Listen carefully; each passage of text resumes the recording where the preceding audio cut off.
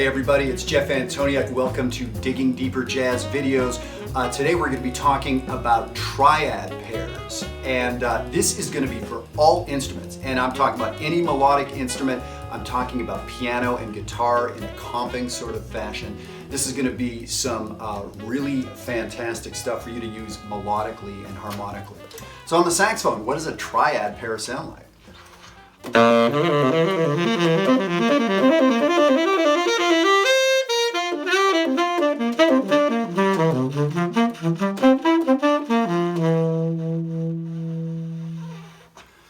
So through all that, I was thinking C major 7, B flat concert. I'm playing in the key of C. So that's what we're talking about. We're going to dig into this idea here. Now, as always, these videos are sponsored by Gonzalez Reeds. They're a fantastic sponsor, and thank you so much to them. Okay, triad pairs. Now, those of you that have watched the preceding 50, 60 videos know that I like talking about larger concepts and then turn you loose to see what you can do with them. And also just to let you know some of the sounds that you have been hearing for years and years and years. So I guarantee within the next 8 or 10 minutes, when you play, you're going to be making grown men cry with your playing, but in a good way, not in that other way that maybe you've done as well. This is going to be good stuff.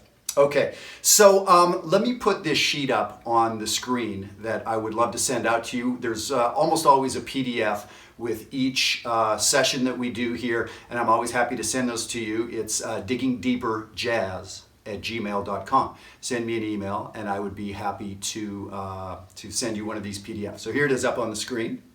What you see on the sheet is alternating C triads and D triads. A C triad is C, E, G, 1, 3, 5, taken from the C major scale. A D triad, not a diatonic triad from the C scale, but an actual real live D major scale, D, F sharp, A. And you'll see on the sheet, example 1, what I'm doing in the first measure, you see that triad. Second measure, you see the D triad. And now what I'm doing is just alternating in different ways here. So I'm already sort of improvising. I'm sort of going up now in the third and fourth measure of the example, playing what we would call a first inversion C triad. Still the same 3 notes from a C triad. D triad. Now I'm in the 5th measure.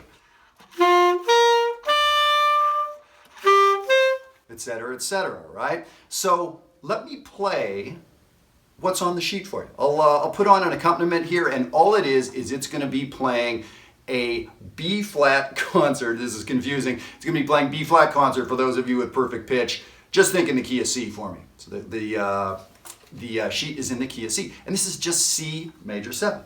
So here we go, and I'm going to play the examples for you.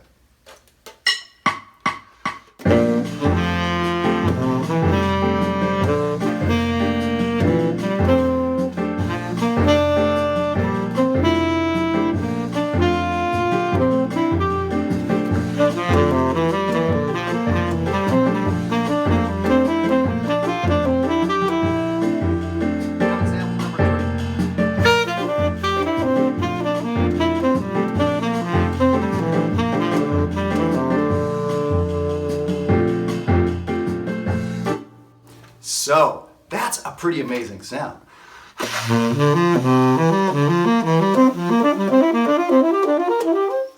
I'm just alternating these 2 triads. They happen to be a whole step apart. We call this a triad pair. We take a pair of triads. We do this all the time in jazz. Now this is certainly a more advanced idea, but it's also simple enough. Get those 2 triads and get good at alternating them. That's what I'm doing here. And the etudes, essentially let's call them etudes, the 3 things I wrote out on the PDF, are just that, something to practice, to get you hearing this sound, to get your fingers moving between the notes. It's a total of 6 notes though, right? It's 3 plus 3. It's not that big a deal. Although our head is going to be actually kind of shifting keys. Now I'll just say right now, on the piano, we can play that first triad. Here's the second triad. Play them together. It's a fantastic voicing.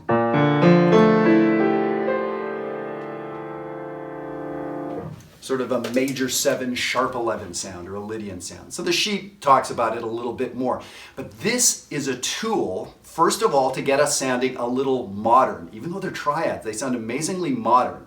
Because in a triad, there's a couple thirds, but when we go from the fifth to the root of a triad, the fifth to the root, that's an interval of a fourth, a G to a C. That's a fourth. That's kind of a wide interval, right? And so when we start alternating,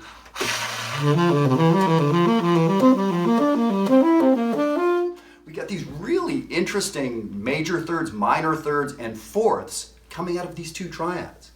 When we add up the two triads, we see that it's a Lydian sound. Lydian meaning sharp 4. It's a fantastic sound over a major 7 chord.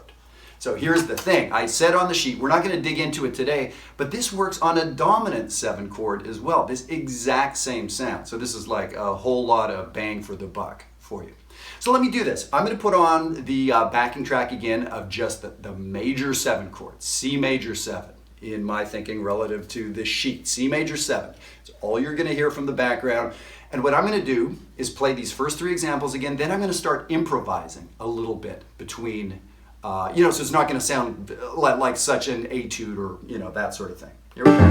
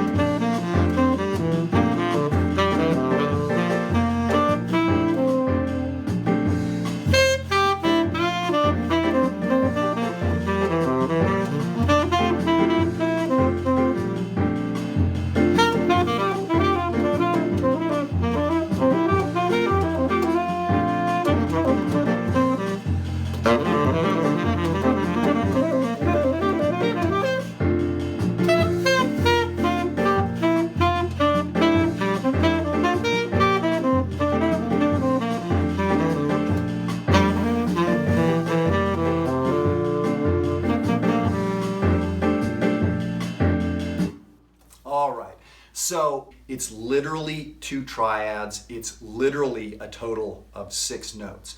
So what I would suggest now is to really work this up in one key. Pick one key. Let's say you're playing Green Dolphin Street in whatever, the key of C concert, or the key of B, whatever the key is.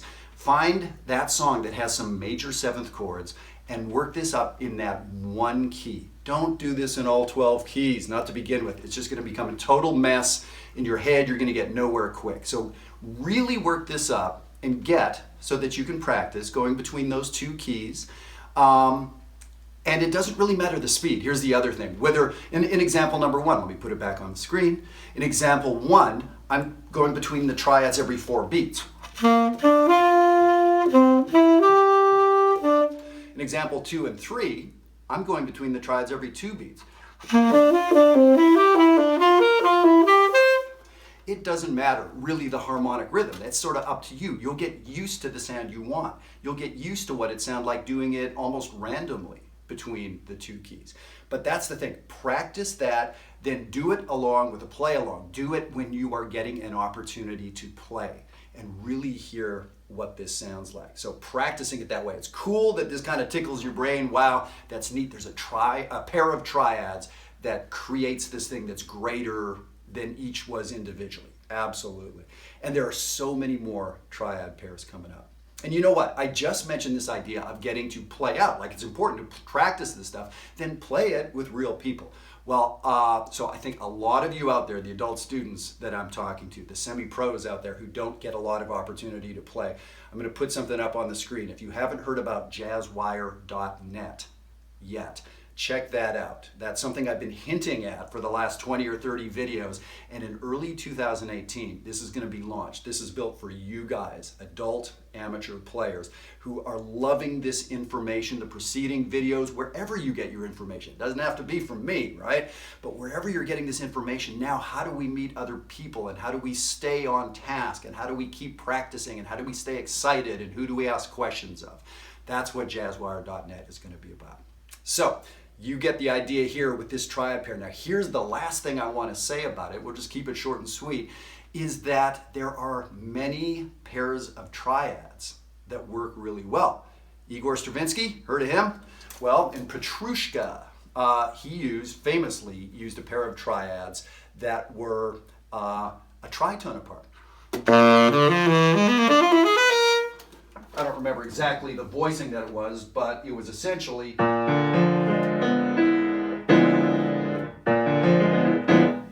That was a huge, huge, huge big deal when it was written. Today, that sounds like a good jazz chord, right? I mean, that was monumental when Stravinsky started doing this stuff. So that is one thing I'll say. Triad pairs are not a jazz innovation like almost everything in jazz, harmonically at least. It all comes from somebody in classical music did it before us. So there's all sorts of different pairs of triads that are great. And then even this triad pair of a triad, then a whole step up, is cool because it can be applied to different types of chords. So we're not going to dig into it. Again, when somebody first explained this to me, they gave me all the information. Here's the 42 different triad pairs, and here's the 97 different chords you can do them on. And if you start on the flat two, and this is as a music major back in the day. It overwhelmed me. It was exciting, but it freaked me out. It was such a big task that, you know what I did? I put my horn down and went and did something else. And so, like, literally for years I knew about triad pairs, but it was such an overwhelming thing that I didn't check it out, okay? So don't do that. Don't let people freak you out. Don't freak yourself out about, oh, I need to know about the other 97 versions. Hell no, you do not need to know about them right now. What you need to know is this one, and get so you can use this and you can play it. That's how you get better. That's why these videos are called Digging Deeper. It's not called Digging a Million Shallow Holes jazz videos.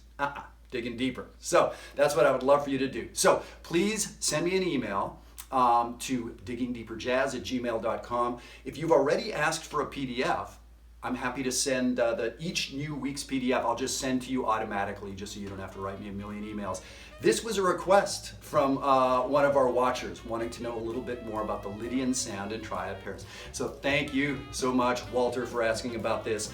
And the rest of you, please send me ideas for upcoming Digging Deeper Jazz videos, and please do check out jazzwire.net. This is going to be something pretty astounding, and as I said, late 2017, where it is right now, and early 2018, this thing's going to be up and running. It's built for adult amateurs and semi-pros like you.